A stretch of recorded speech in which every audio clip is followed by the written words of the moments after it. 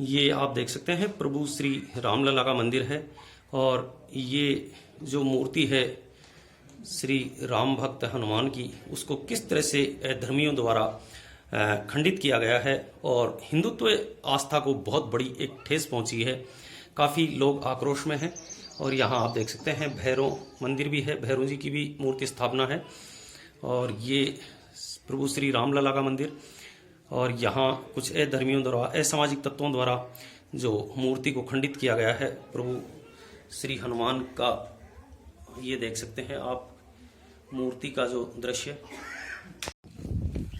नमस्कार दोस्तों, आप देख रहे हैं द प्रेस टाइम और द प्रेस टाइम के माध्यम से मैं ले आया हूं आज आपको नीम का थाना तहसील के एक बहुत ही भव्य गांव के अंदर जो गुहाला से नजदीक पड़ता है, डेराजोड़ी ग्राम पंचायत। डेराजोड़ी ग्राम पंचायत के पास में एक आप देख सकते हैं, मैं आपको दिखाने की कोशिश करूंगा क्योंकि कुछ असामाजिक तत्व है जो हिंदुत्व को ठेस पहुंचाने की कोशिश की है।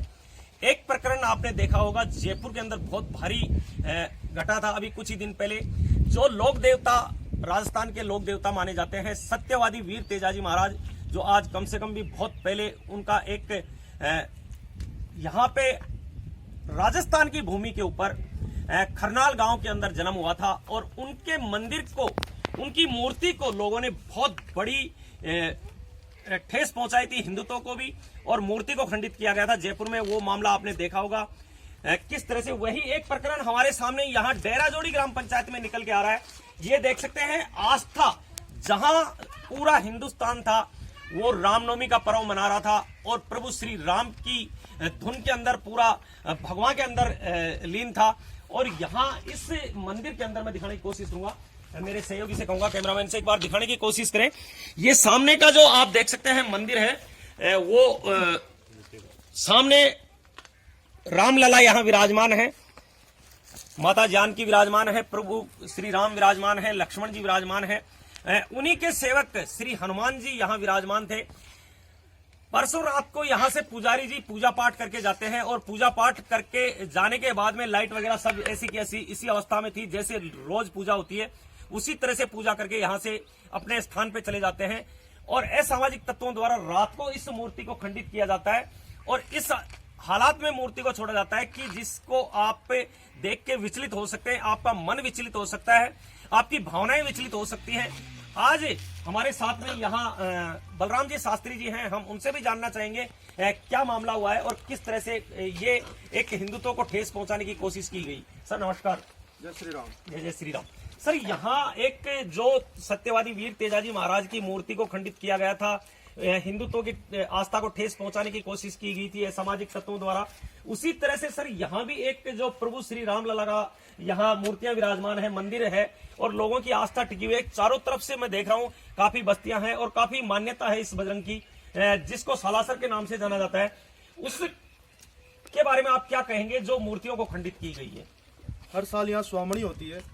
जिस प्रकार से भी आपने सुना है कि जयपुर में मंदिरों के साथ अभद्रता की गई है, ये कुछ सामाजिक संगठन है या विधर्मियों के कारण ऐसा किया जाता है बार बार।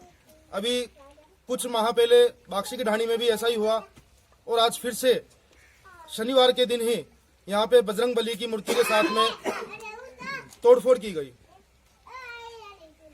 इसके बाद में कल ही सीताराम जी यहाँ के जो पुजारी हैं, उनके सुपुत्र हैं, उन्होंने पुलिस प्रशासन के द्वारा सावरमल जी के द्वारा पुलिस प्रशासन के पास जाकर के FIR दर्ज की गई और अभी तक पुलिस प्रशासन के द्वारा कोई भी कार्रवाई नहीं की गई है।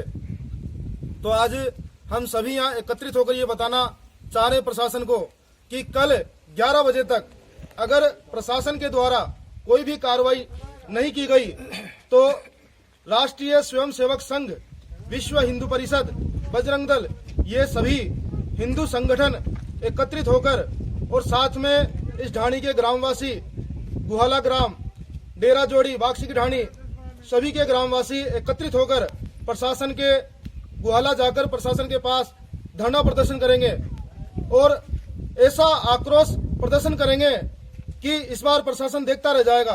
क्योंकि अभी तक बाक्सी की ढाणी में जो मूर्तियां तोड़ी गई थी, प्रशासन ने उन पर भी कोई कार्रवाई नहीं की गई और आज फिर से ऐसी अभद्रता यहाँ पे डेरा जोड़ी में की गई है। इसलिए हमारा प्रशासन से निवेदन है कि कल 11 बजे तक आप उचित कार्रवाई करें, अन्यथा आपको जनता का भारी आक्रोश देखना पड़ेगा।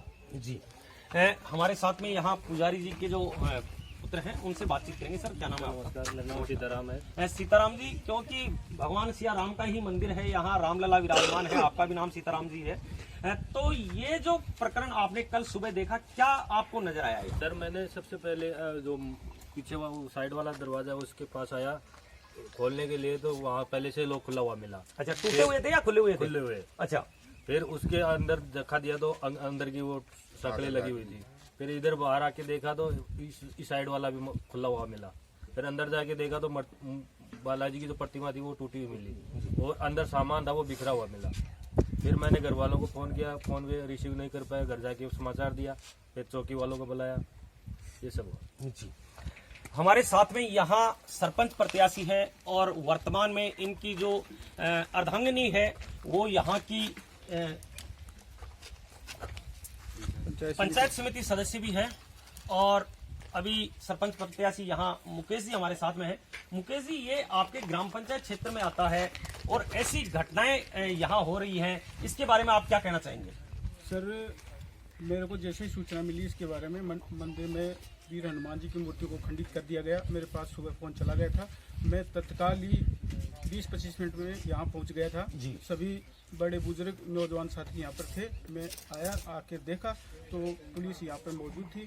पुलिस ने वीडियो बनाया और मौका स्थिति पर उन्होंने बोला कि जिसने भी ऐसी मंदिर में मूर्ति को तोड़ने का काम किया है वह एक हिंदुत्व के ऊपर एक बहुत बड़ा प्रहार है।